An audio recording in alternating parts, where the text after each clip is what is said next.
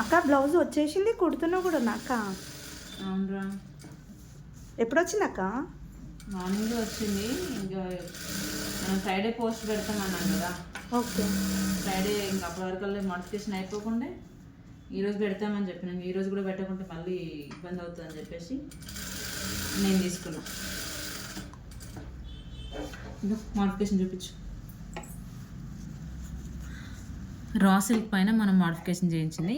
ఇది raw silk fabric, మొత్తము pure raw silk. కస్టమర్దేమో టిష్యూ ఫ్యాబ్రిక్. ఇక్కడ దీంట్లో తెలియట్లేదు, దీంట్లో చూపించు. దీంట్లో ఈజీగా అర్థమైపోతుంది.